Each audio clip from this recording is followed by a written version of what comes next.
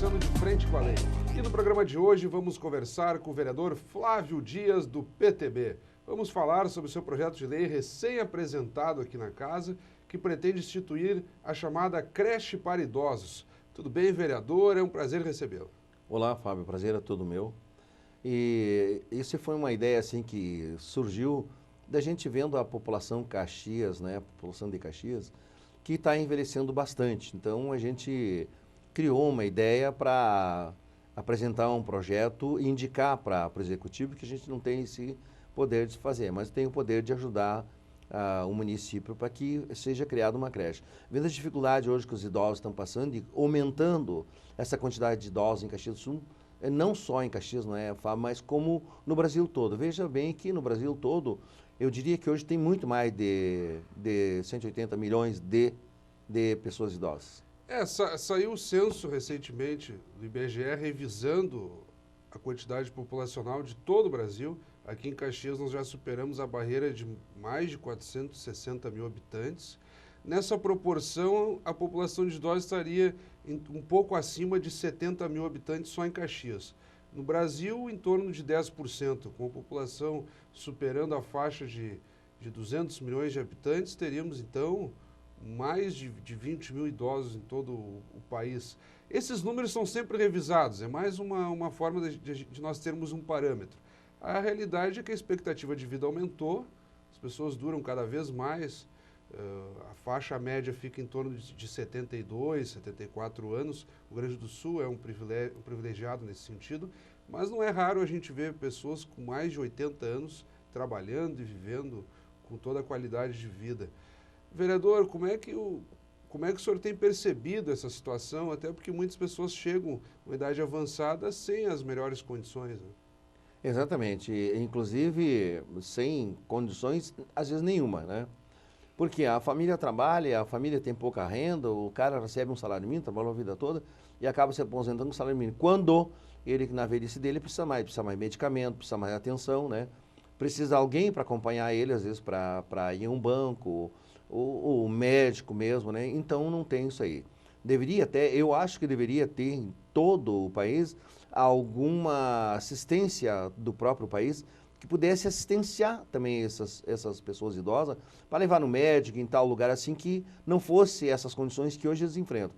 A gente vê que muitos idosos, às vezes, morrem atropelados, caem dentro do ônibus, caem no banco, caem em loja, porque eles vão sozinhos, eles não têm quem acompanhe eles. Os familiares não podem e os familiares não têm condições como pagar uma pessoa para acompanhar essas pessoas. E nós estamos ficando velhos, né? O país está ficando velho, não adianta. A verdade é essa. Só deixa eu fazer uma retificação, que na proporção de 10% sobre 200 milhões de habitantes seriam 20 milhões de idosos. Eu acredito que eu tenha dito 20 mil. Então, 20 mil, é. Quero fazer essa retificação e pedir desculpas pelo... E até pelo acho que... Porque aí na proporção de Caxias, então, aí sim, 70 mil idosos. Na proporção brasileira, mais de 20 milhões de idosos. É uma quantidade substantiva. Mas está muito vinculado à expectativa de vida, vereador. Do que agora estão aumentando a população de idosos, sim, mas as pessoas vivem mais, né? Exatamente, porque veja bem, há 60 anos atrás, a nossa expectativa de vida era 45 anos e meio, 46 de vida. Veja bem que mudou muito a situação. E eu vejo assim que o próprio governo não está olhando para esse lado, que a expectativa de vida de todo ser humano mudou. E como tu disse, no Rio Grande do Sul é muito maior ainda a expectativa de vida. Vereador, os idosos, historicamente, quando chegam numa idade avançada e não têm a devida atenção familiar, acabam sendo encaminhados para os chamados asilos. Quando o senhor propõe uma creche, o que esse formato do seu projeto tem de diferente com relação aos asilos já existentes? É que no asilo, né, palavra pesada que eu acho, asilo, né? Bom, então o que eu acho? Que no asilo, a diferença disso aqui, que no asilo a pessoa vai ficar direto lá, né? Vai ficar sem o convívio dos seus familiares. E na creche ele vai de manhã para lá, ele vai ter, digamos, acompanhamento médico, vai ter o geriatra lá, vai ter lazer, vai ter um acompanhamento de alimentação adequado, né? Então ele vai ter um acompanhamento durante todo o dia, né? E de noite ele retornaria para dormir com seus familiares.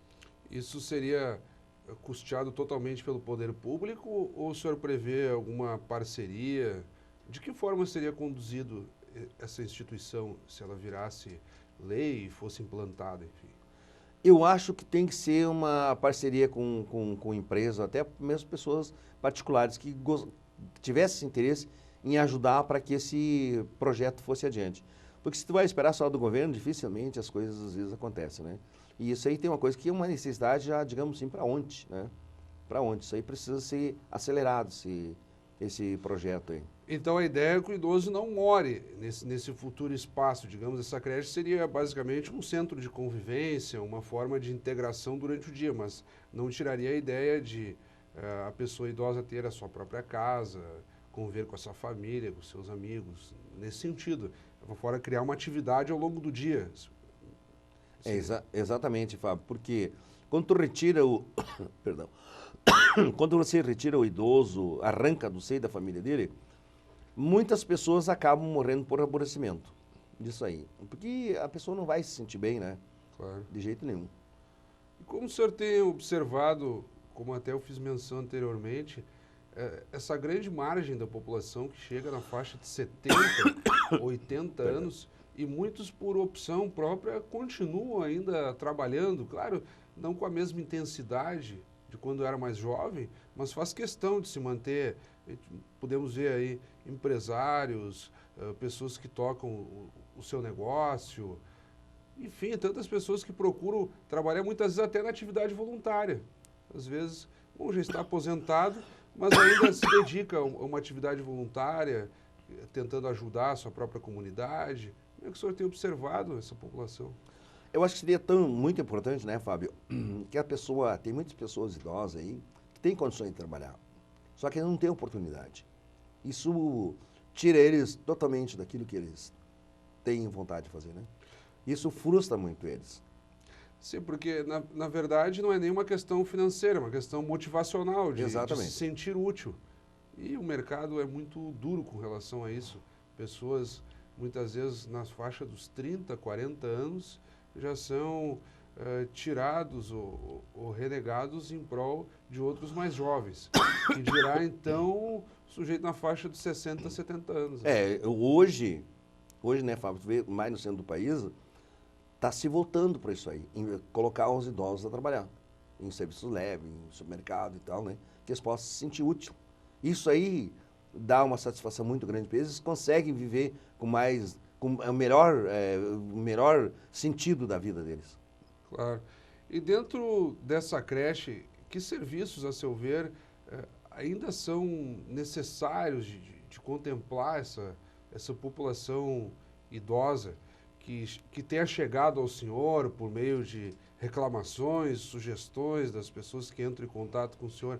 Qual é a maior carência do idoso, não só na questão recreativa, se pudermos utilizar esse termo, mas sobretudo de necessidades básicas como saúde, enfim, onde passa a maior carência da população idosa hoje em dia? Falando com pessoas que têm bastante, e eu também tenho pessoa idosa em casa também, né? Então, vendo essa necessidade das pessoas, e as pessoas falam, poxa vida, ninguém está se interessando em fazer algo que possa direcionar mais as pessoas idosas, né? As pessoas ficam dentro de casa durante todo o tempo e não têm, às vezes, o que fazer, né? Não tem o que fazer. Então, tendo essa creche aí, com certeza a própria creche vai criar um mecanismo para direcionar essas pessoas, digamos, até para um trabalho artesanal, né? Um passeio, alguma coisa que eles possam sair daquela rotina cansativa deles, né, Fábio?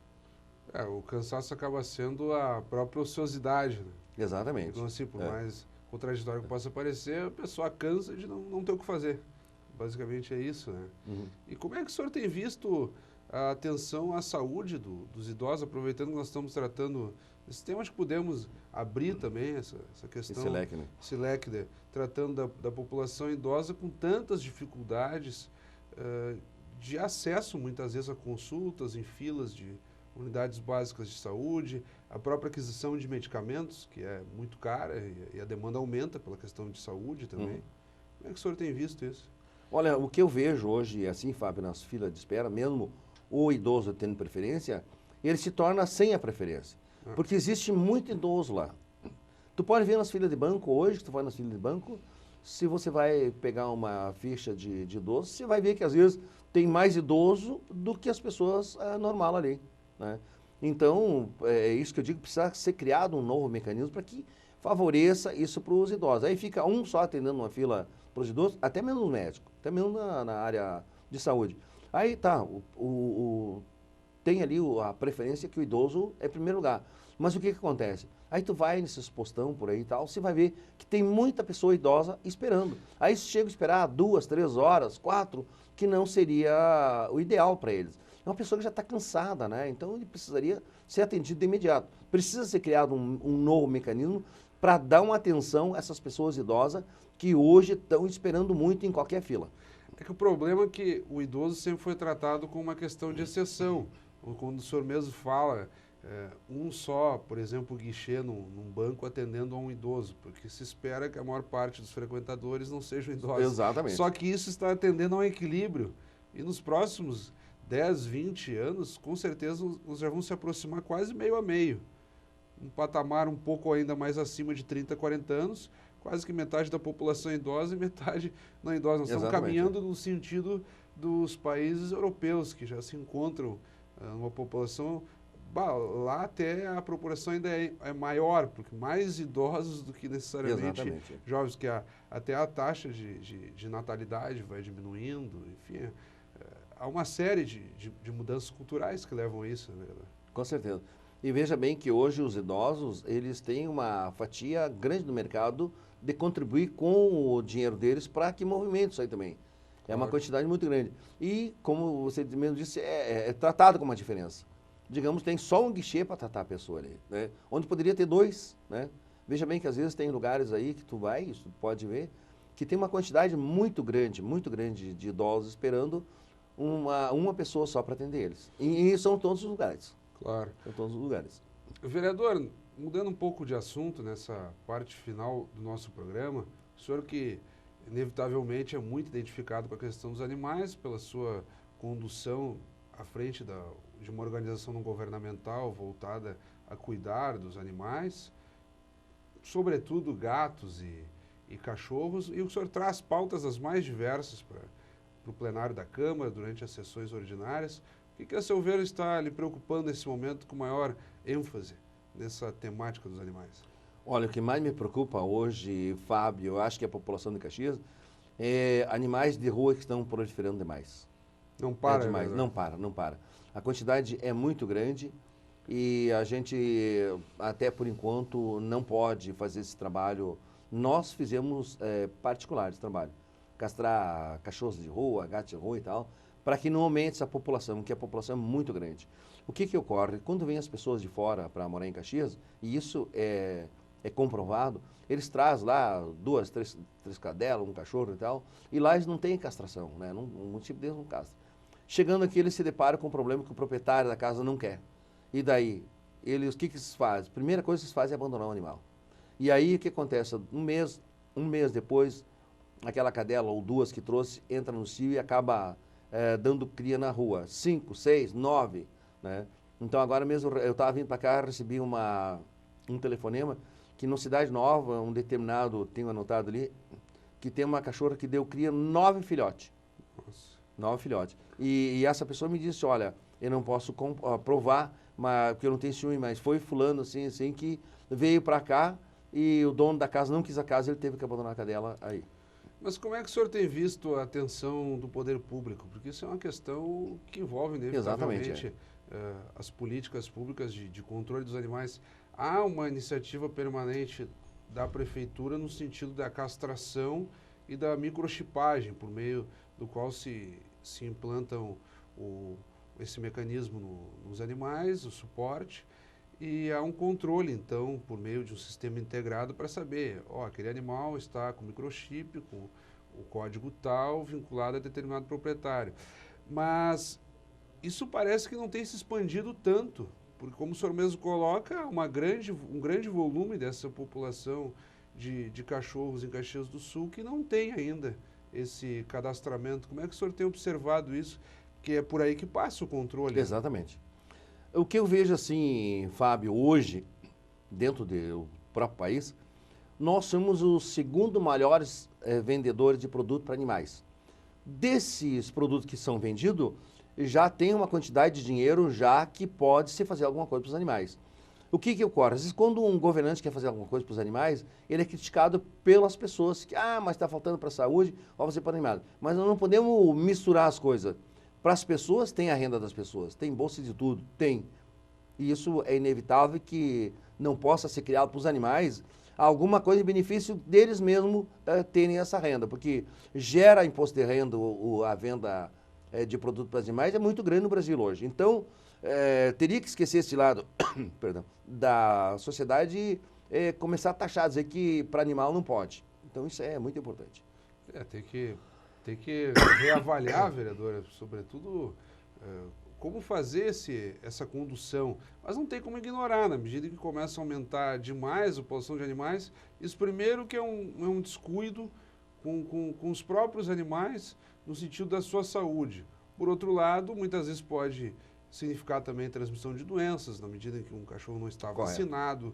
A própria questão da raiva, que é sempre um assunto atual, tem que ser vacinado, porque pode prejudicar os seres humanos que convivam, enfim. Vereador, chegando nesse final, fica um espaço para que o senhor faça suas últimas considerações, toque algum ponto que nós não tenhamos abordado. Olha, o que eu digo também, né, Fábio, a respeito de animais de rua, hoje está acontecendo muitas pessoas mordidas por animais abandonados em ruas, né? Então, esse é um ponto de se pensar também. Existem vários animais que já morderam muitas pessoas. Então, isso era importante que fosse tocado um ponto para que todos nós pensássemos nisso aí. E sobre o seu projeto de lei, para que as pessoas entendam, o projeto do vereador está tramitando pelas comissões da casa, terá que ser analisado, receber pareceres técnicos. Quando estiver pronto, irá então para apreciação em plenário. Se for aprovado, caberá então ao prefeito sancionar ou não a futura lei, tratando então da creche para os idosos, como o senhor denominou, e tenta assim dar melhores condições para os idosos que sobretudo se encontram numa situação de ociosidade. Exato. Muito obrigado, vereador. Conversamos então com o vereador Flávio Dias, do PTB. Obrigado pela audiência, continue acompanhando a programação do nosso canal 16 e até o nosso próximo vídeo.